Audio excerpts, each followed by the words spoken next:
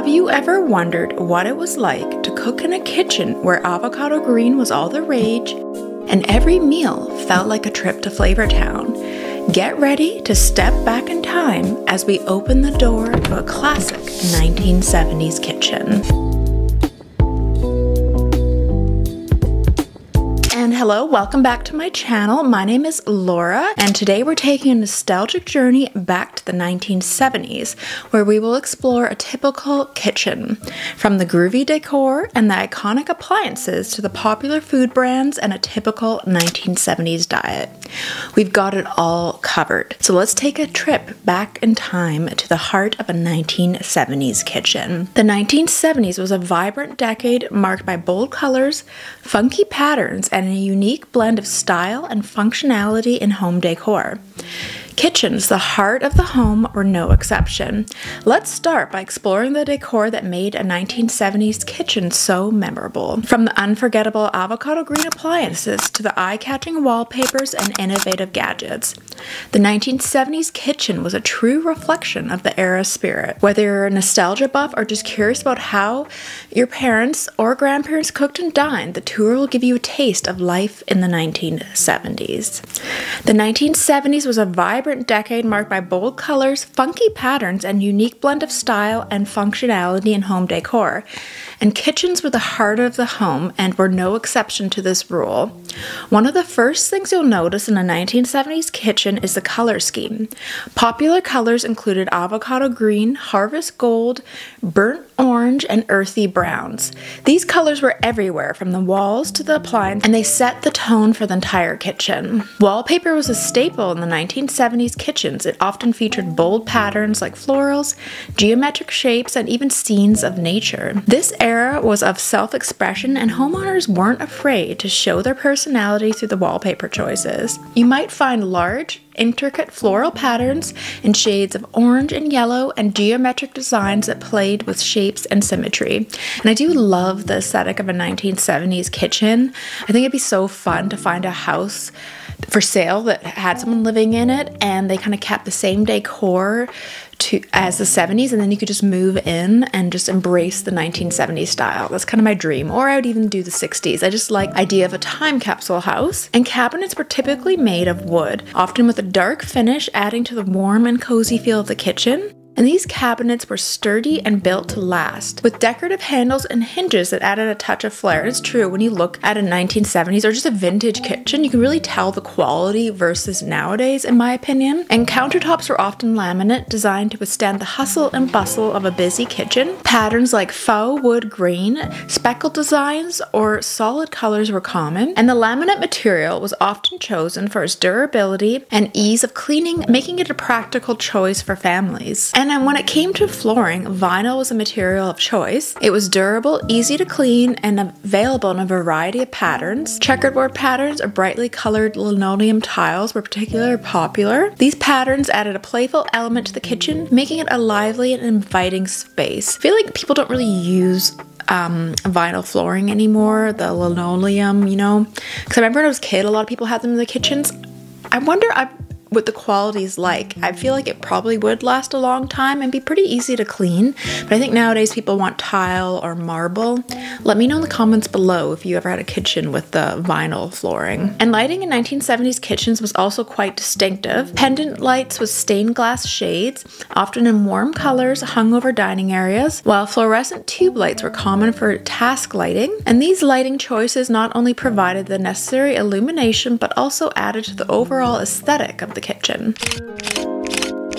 And now let's move on to the kitchen appliances and popular food brands of the 70s. And the 70s were all about convenience and innovation. Kitchen appliances were designed to make life easier, and many of the brands from that era are still around today. Refrigerators were big and bulky, often in colors like avocado green or harvest gold to match the rest of the kitchen. I don't understand why people don't make these anymore. Like, I feel like I'm a fan of the colored appliances, to be honest, and brands like GE, Frigidaire, and Kenmore were household names. And these these refrigerators featured a top or bottom freezer compartment, and some even had built-in ice makers, which was a luxury at the time. Stoves and ovens were often electric and featured double ovens, a revolutionary design that allowed home cooks to prepare multiple dishes at once. I love the retro designs where they have the oven up top, separate from the stove top. I've seen a lot of that in retro kitchens, and popular brands included Whirlpool, Maytag, and Hotpoint. And stovetops typically had 4 burners, and some models included a griddle for making pancakes or grilled cheese sandwiches. And the microwave oven often became a must-have appliance in the 70s. It was a game changer, allowing people to heat and cook food quickly, and brands like Amana and Panasonic led the way for microwave technology. And these microwaves were often large and heavy, but their convenience made them indispensable in the modern kitchen. I think I remember in the 80s, like,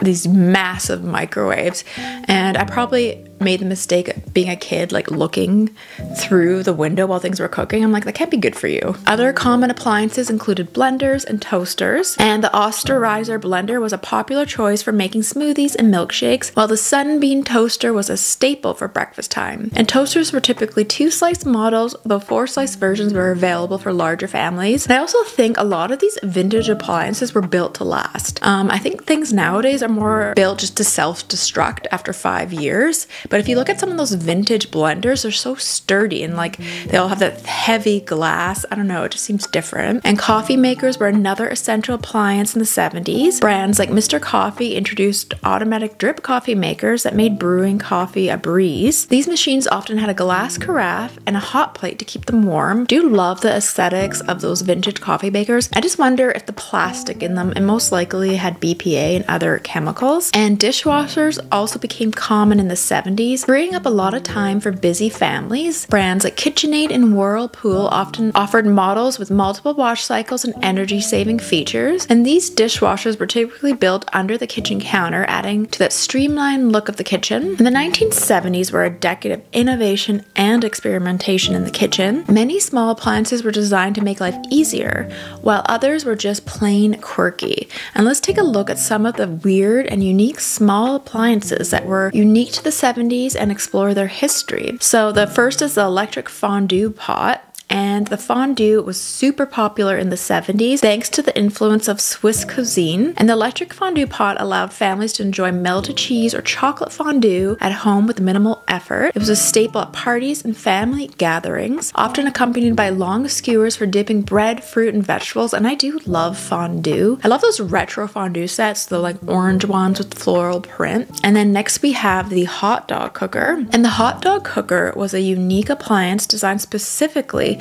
for cooking hot dogs and heating buns. It often featured vertical slots for the hot dogs and a compartment for the buns to steam. One popular version was a Presto hot dogger, which used electricity to cook the hot dogs quickly and efficiently. It was a quirky addition to many 1970s kitchens and perfect for quick snacks and casual meals. And then we have the electric salad maker. As salads became more popular, so did the need for appliances to make salad preparation easier. And the electric salad maker was an innovative gadget that could chop, slice, and shred vegetables with ease. And brands like Moulinex and Presto produced these appliances, which often came with various attachments for different cutting styles.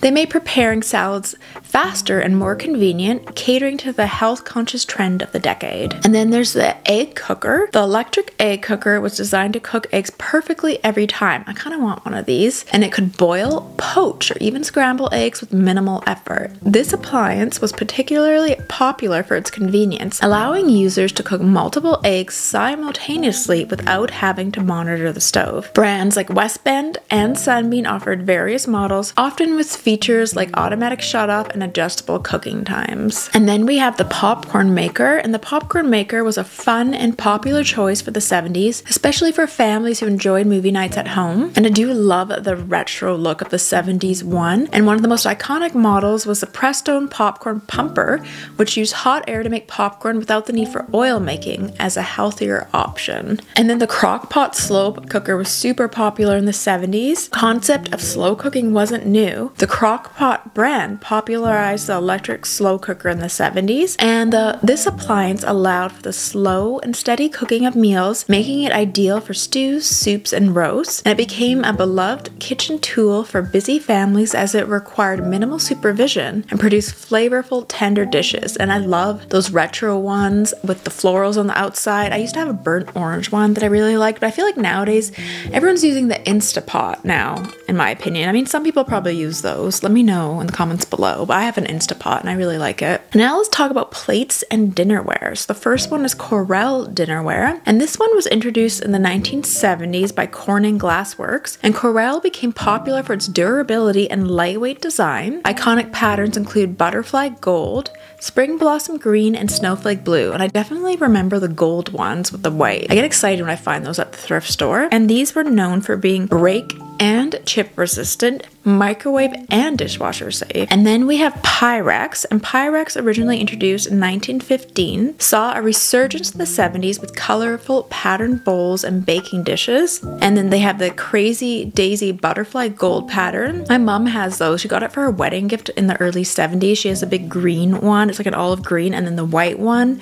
with the gold. I really love the design, and they're heat resistant glass, versatile for baking, serving, and storage. And then there's Fiesta ware, and this one was introduced in the 30s, but Fiesta ware's vibrant colors made a comeback in the 70s. I can definitely see that because of all the orange and red colors in the 70s. And then they had the avocado green, harvest gold, and burnt orange, and it was a bold, solid color ceramic dinnerware. And when it comes to furniture, there's Formica tables and counters, and Formica, invented in 1913, became synonymous with the mid-century modern aesthetics. In the 70s, Formica was used extensively for its durability and easy maintenance, and it features laminated surfaces with bold colors and patterns, often paired with chrome accents. Then of course there's Tupperware, which was super popular in the 70s. Invented by Earl Tupper in the 1940s, Tupperware became a household name in the 50s, and by the 70s, Tupperware parties were a social phenomenon, popularizing the brand further. And the popular products were the modular mates, Wonderlier bowls, and serving bowls, and they had airtight seals, stacking designs, and bright colors. I love the olive green ones with the floral and orange. I think they're really aesthetically pleasing, but I am worried. I thought about getting vintage ones, but I just don't know. Probably has BPA and other chemicals, and I actually don't know if it would be safe for storing your food, but I really love the look of vintage Tupperware. I know they have some throwback ones. I think they had a Marvelous Miss Maisel collection. I don't know if that one's still available on Amazon, but I had my eye on it for a while. And now let's talk about kitchen decor and accessories. And so their canisters and storage containers were super popular.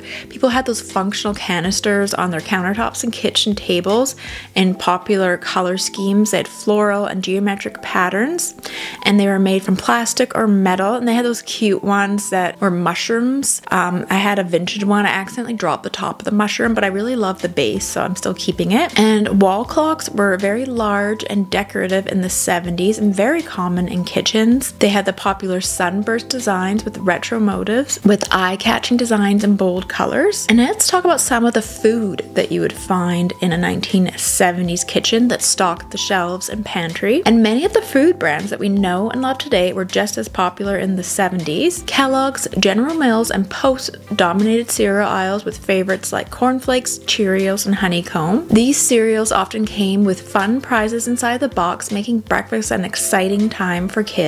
And canned goods were a pantry staple, with brands like Campbell's, Del Monte, and Green Giant provided everything from soups to vegetables, making meal prep quick and easy. Campbell's tomato soup and Del Monte green beans were common items found in almost every kitchen. Snacks were also a big part of the 70s diet, like Hostess, Twinkies, Ding Dongs, and Ho-Hos were beloved treats, and you could always find a bag of Lay's potato chips or a box of Nabisco cookies in a cupboard. Other popular snacks included Jell-O pudding cups and Frito-Lay corn chips. And for those who love to bake, brands like Betty Crocker and Pillsbury often a wide variety of cake mixes, cookie mixes, and other baking essentials. And Pillsbury's iconic Doughboy became a household symbol in the 70s, and their ready-to-make products made home baking accessible to everyone. Let's talk about some of the weird 1970s food brands.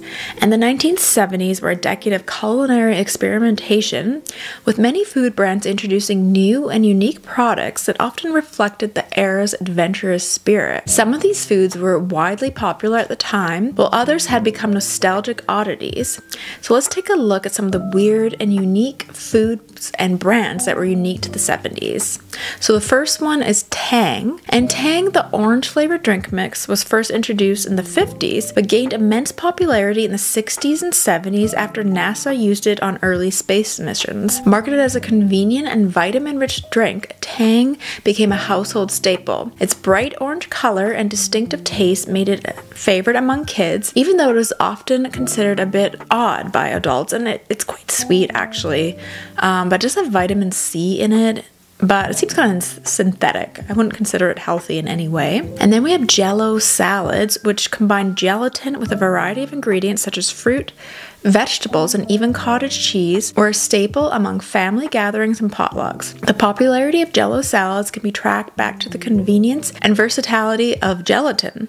These salads often featured layers of different flavors and colors, making them visually striking as well as unique in taste. I'm kind of sad that I've never actually tried one of those weird Jell-O salads with like layers. They look so strange. Like I don't understand the combination of fruit and like savory. But I've always wanted to make one. I just need to find a jumbo Jell-O mold so I can experiment with one of those. I'm really curious. And then we have Space Food Sticks. These were marketed as nutritious snacks inspired by food eaten by astronauts. Introduced by Pillsbury in the late 1960s, these stick-shaped snacks were available in flavors like chocolate and peanut butter. They were designed to provide quick energy and were popular with both children and adults, despite their somewhat unusual texture and packaging. Then we have Pizza Spins, and Pizza Spins were a snack food introduced by General Mills in the late 60s and became popular in the 70s. These crispy snacks were shaped like wheels, and they were flavored to taste like pizza, combining the appeal of crunchy chips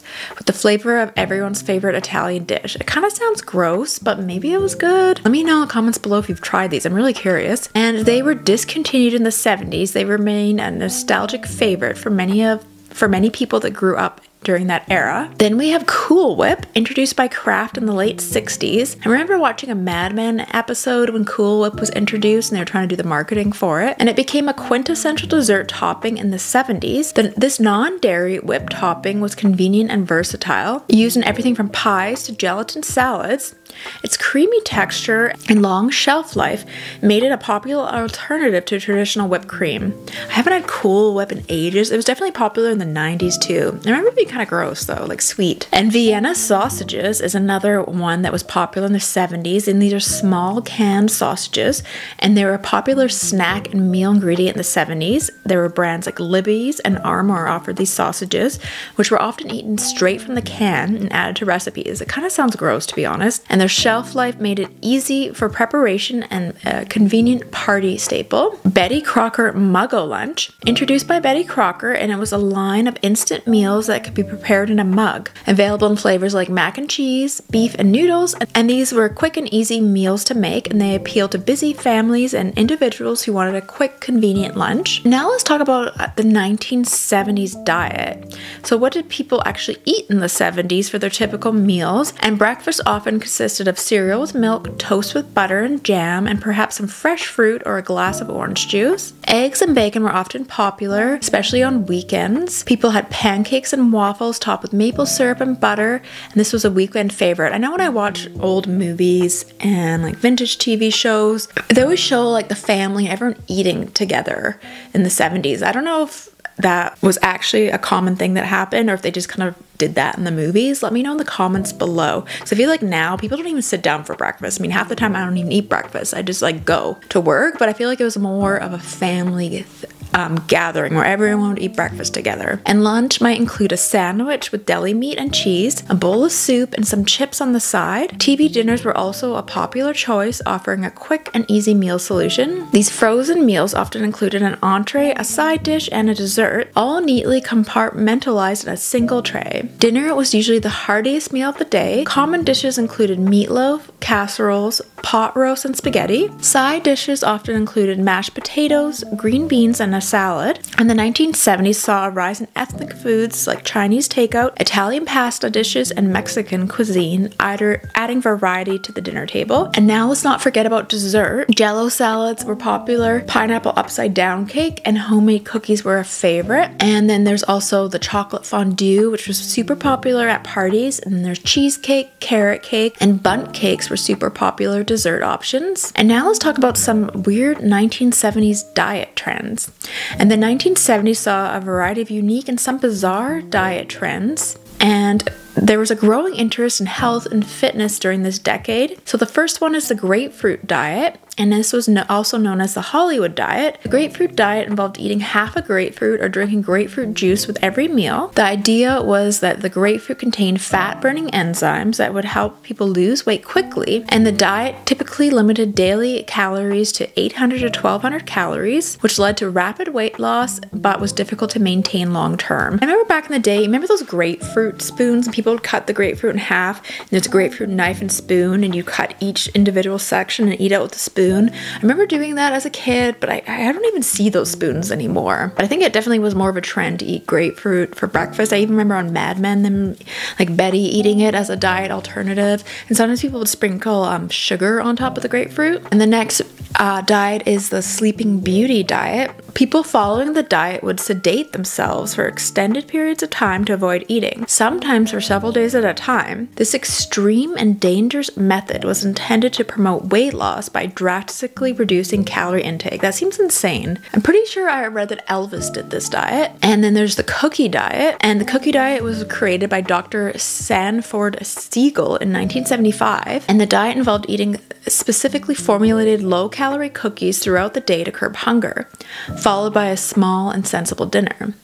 Each cookie was designed to provide nutrients while keeping calories low. It seems weird, to be honest. A cookie diet seems insane. And then there's the Slim Fast diet, and this one was launched in the late 70s. You can still buy Slim Fast today. I've never actually tried it. I'm kind of curious, to be honest. It involved replacing breakfast and lunch with a Slim Fast shake or meal bar, followed by a sensible dinner. The plan promised easy weight loss through portion control and calorie restriction. While it provided a more balanced approach to some other diets at the time, it still relied on heavily processed products. I bet the Slim Fast back then had a lot of sugar in it as well. And the 1970s kitchen was a place of warmth, family, and togetherness. It was a decade that embraced convenience and innovation, all while maintaining a sense of style and personality. Whether it was the bold decor, the iconic appliances, or the nostalgic food brands, the 1970s kitchen holds a special place in our hearts. And let me know in the comments below if you have a favorite decade for kitchens or decor, if you want me to feature any other decade. And also don't forget to check out my 1970s bathroom video. All right, thanks for watching. Take care.